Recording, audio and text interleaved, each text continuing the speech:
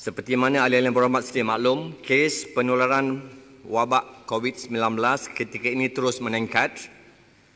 Dalam menghadapi gelombang ketiga pandemik ini, langkah-langkah pencegahan dalam memastikan persidangan Dewan Rakyat dapat dilaksanakan dengan selamat akan terus dipertimbangkan.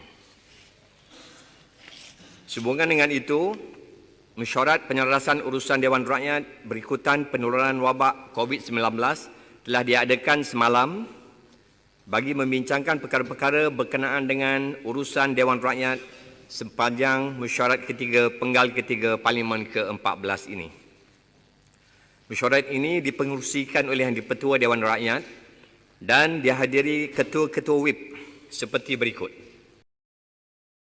Yang berhormat Gombak, Yang berhormat Bera, Yang berhormat Petra Jaya, Yang berhormat Kota Baru, Yang berhormat Arau, yang juga mewakili Yang berhormat Bagan Datuk, Yang berhormat Pasir Putih, Yang berhormat Seremban, Yang berhormat Sungai Petani, Yang berhormat Hulu Langat dan Yang berhormat Labuan.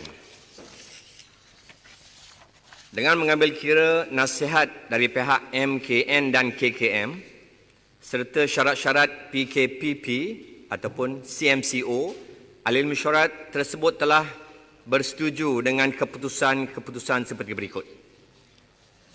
Panjang sikit Yang Berhormat. Yang pertama, perubahan waktu persidangan dan urusan mesyuarat mulai minggu depan Isnin 9 November 2020 sehingga Selasa 15 Disember 2020 adalah seperti berikut. A.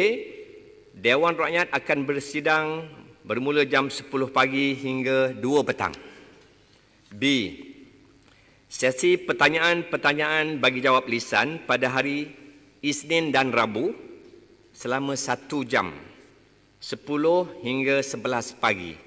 Pada hari Selasa dan Khamis, sesi pertanyaan-pertanyaan bagi jawab lisan ialah selama 55 minit daripada 10.05 minit pagi hingga 11 pagi.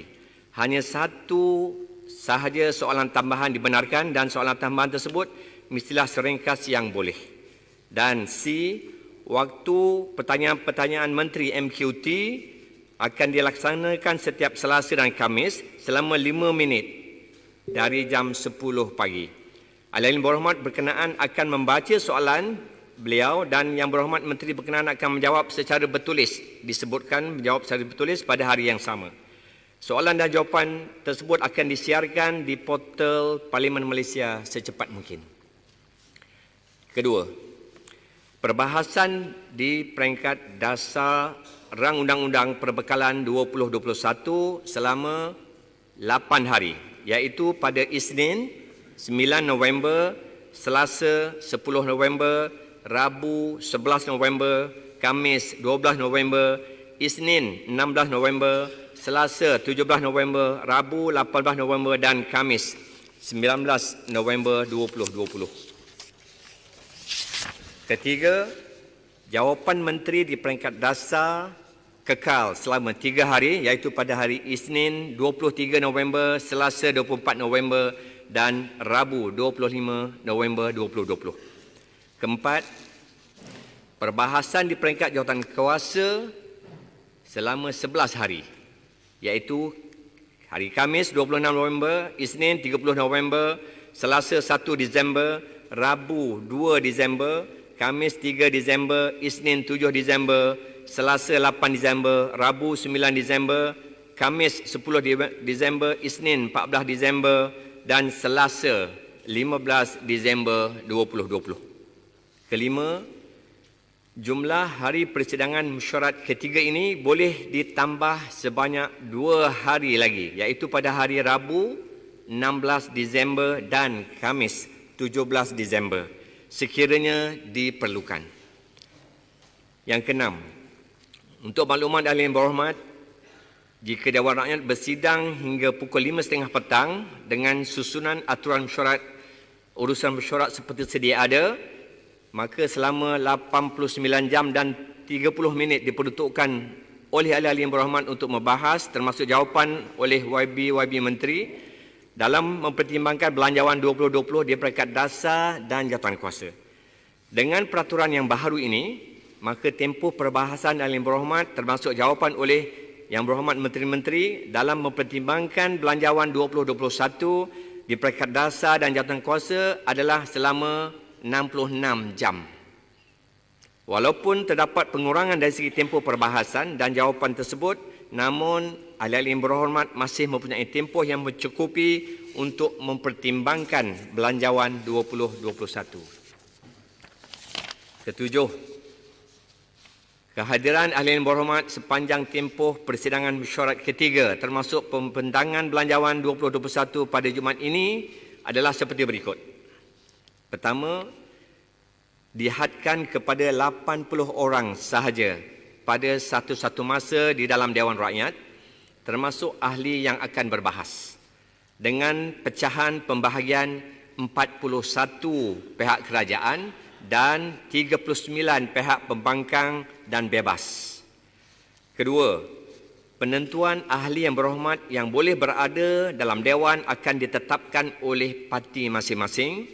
Setiausaha Dewan Rakyat akan memberikan kad-kad khas tersebut kepada Yang Berhormat Kota Baru untuk diselaraskan kehadiran di pihak anggota pentadbiran dan ahli backbenchers, manakala di pihak pembangkang, kad khas ini akan diberikan kepada Yang Berhormat Sungai Petani untuk kehadiran ahli-ahli pembangkang dan bebas. Yang ke-8, sehubungan itu Yang Berhormat adalah dipohon mengambil perhatian berhubung rekod kehadiran seperti berikut. Pertama, 80 orang ahli yang berhormat yang diberikan kad khas tersebut boleh merekodkan kehadiran di komputer riba masing-masing seperti kebiasaan. Dan kedua, ahli yang berhormat yang tidak diberikan kad khas pula boleh merekodkan kehadiran di pintu 3, blok utama dan pintu masuk blok ahli parlimen dan pentadbiran, dengan bantuan bentara yang ditugaskan di kedua-dua pintu tersebut untuk mencatatkan kehadiran ahli-ahli yang berhormat. Dan yang terakhir, yang ke-9, manakala bagi proses pengundian belah bahagian, loceng akan dibunyikan selama 2 minit diikuti dengan penempohan selama 10 minit dan kemudian loceng dibunyikan selama 2 minit lagi seperti yang telah dilakukan pada mesyuarat kedua penggal ketiga Parlimen ke-14. Untuk proses ini, kesemua ahli-ahli yang berhormat dibenarkan untuk berada di dalam Dewan. Ahli yang berhormat, sekali lagi saya memohon jasa baik dan kerjasama semua ahli-ahli yang berhormat untuk sentiasa mematuhi SOP persidangan Parlimen yang ditetapkan oleh pihak MKN dan KKM bagi kebaikan kita bersama. Langkah-langkah yang diambil ini adalah untuk tempoh sementara sahaja demi untuk mengimbangkan tanggungjawab ahli yang berhormat di Dewan yang mulia ini dengan kepentingan menjaga kesihatan ahli yang berhormat semasa berada di Parlimen berikutan penularan wabak COVID-19 ketika ini. Ia adalah demi kebaikan dan kemaslahatan semua pihak agar kita sama-sama terhindar daripada wabak yang membawa maut ini. Sekian, terima kasih. Datuk Azhar Azizan Harun yang di-Pertua Dewan Rakyat 5 November 2020. Datuk Speaker.